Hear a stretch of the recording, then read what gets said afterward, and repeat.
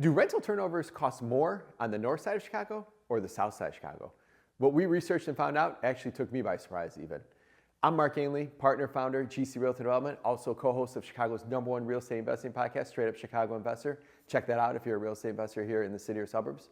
But we did a study on all the turnovers we did between 2021 and 2025. And we did, in the city of Chicago, we did 775 turnovers total. That's tenant moves out, we go in and we do some sort of cleanup, updating, rehab, and get it rent ready for the next tenant. So in all those we did, we took it, we broke it, the numbers down by north side and south side. And what actually blew us away was it was pretty much the same.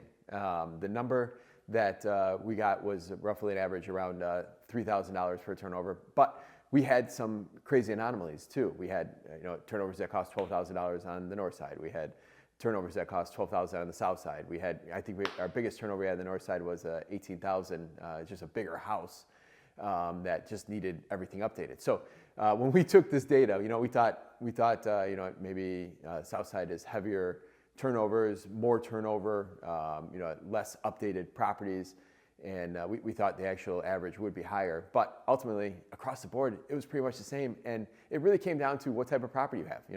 You could have a property on the north side that has not been updated in 20 years, and every time you go to clean it up, you just have to kind of fix that many more things. You have to have that many more things come loose, or that many more cabinets are broken.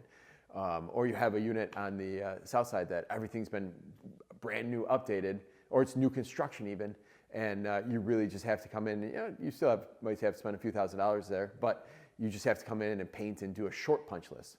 And then we also had some condos on the north side, River North and all that you could come in for change the locks, do a good cleaning, get away with not painting, and it only costs $800-900. So I really had no rhyme or reason. I set out with my hypothesis out of my curious self. I thought we're going to take this data and get all this information. But in the end of the day, your turnover costs are really based on what you have as a property. So when you are buying a property, you need to really consider, I did a video recently about turnover costs in general, and how so many, specifically Chicagoland investors, just don't account for how much you really have to put in between tenants. We talked about the average dollar amount that we saw in, it was a different data set, but it was right around $3,000. And, by the time you change the locks, you do a small punch list, you do some painting, you do some cleaning, maybe you got to replace a little flooring.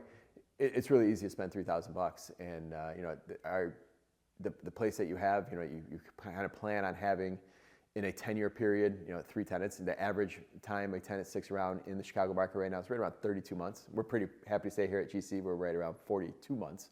So we're beating the local average there. I think it's because we take care of our tenants, and we're always trying to negotiate hard on making sure that tenants stay and renew versus move out. But we know as investors and property managers that turnover costs a lot of money. And in the end of the day, you want to make sure that you are out ahead of either preventing turnover, or when you actually have a turnover, doing it most cost effective. And sometimes the cost effective piece is just how you bought the property, right? They always say you make money when you buy, and if you buy a property and you get a good enough price on it, you have to continue to always update it on the turnover.